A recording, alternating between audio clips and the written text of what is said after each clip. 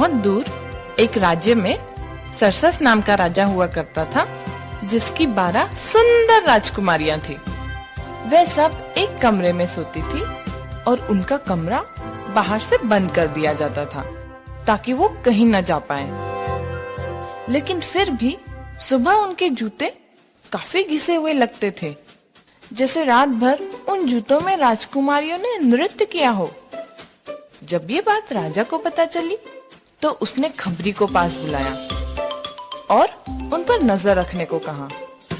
लेकिन कोई भी ये पता नहीं लगा पाया कि राजकुमारियां नृत्य करने कहाँ जा रही थी।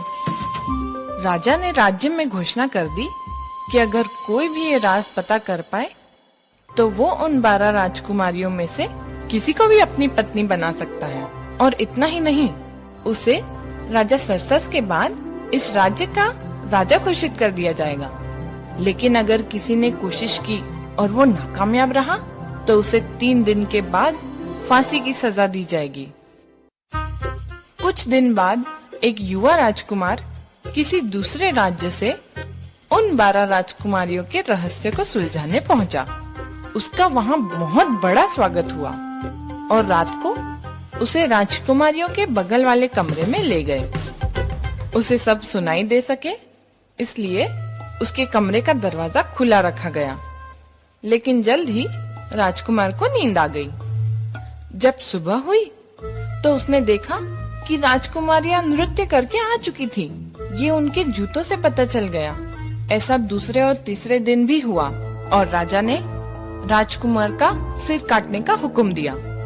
उस राजकुमार के बाद भी कई लोग आए, लेकिन सब अपनी जान गंवा बैठे। एक बार एक जख्मी फौजी राजा सरसस के राज्य से गुजर रहा था। तभी वहाँ एक बुढ़िया ने उससे पूछा, कहाँ जा रहे हो बेटा? मैं खुद नहीं जानता कि मैं कहाँ जा रहा हूँ, लेकिन मुझे राजकुमारियों की खुफिया जगह खोजनी है और क्या पता शायद एक दिन मैं ही राजा बन जाऊं।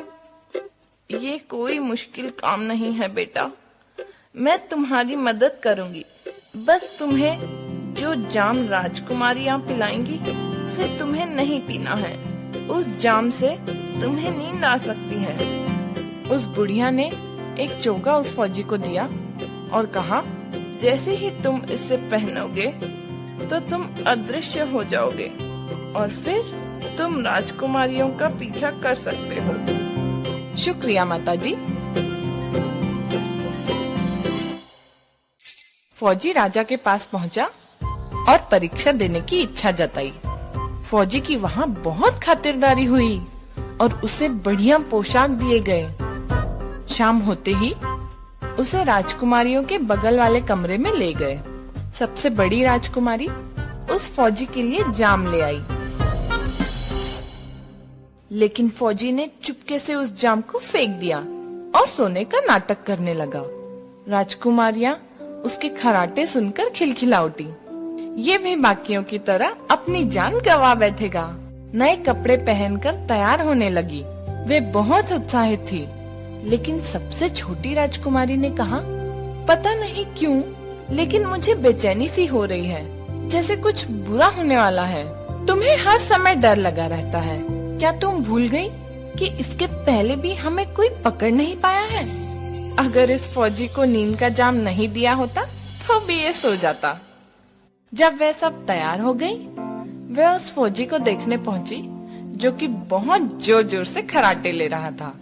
बड़ी राजकुमारी ने ताली बजाई और एक खुफिया दरवाजा खुल गया, जिसमें राजकुमारियां जाने लगी और फौजी ये सब धीरे से झांकते हुए देख रहा था। फौजी ने झट से चोगा पहना और अदृश्य हो गया और उनके पीछे चला गया। जल्दी में उसने सबसे छोटी राजकुमारी की पोशाक पर पैर रख दिया और राजकुमारी चिल्ला उठी, किसने मेरे कपड़े पकड़े?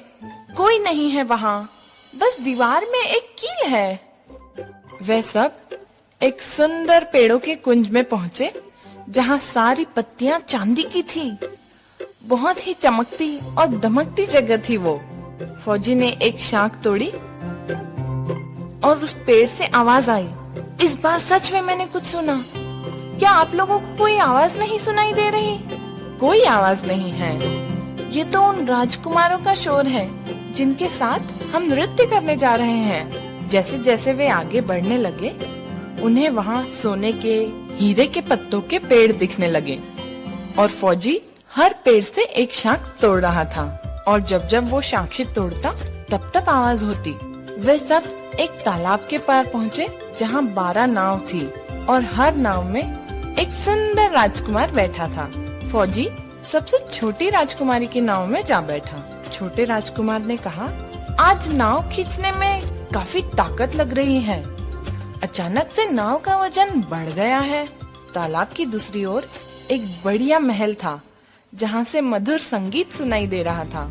उस महल में राजकुमार राजकुमारियों के साथ नृत्य करने लगे और फौजी भी, जो किसी को दिखाई नहीं दे रहा था, उनके साथ नृत्य करने लगा। उन्होंने तब तक नृत्य किया जब तक उनके जूते घिस नहीं गए। सभी वापस अपनी अपनी नाव में घर की ओर निकल पड़े। लेकिन इस बार फौजी सबसे बड़ी राजकुमारी की नाव में बैठा। जब वे पहुंच गए तो फौजी जल्दी से भागकर सबसे पहले अपने कमरे में आ गया और सोने का नाटक करने लगा।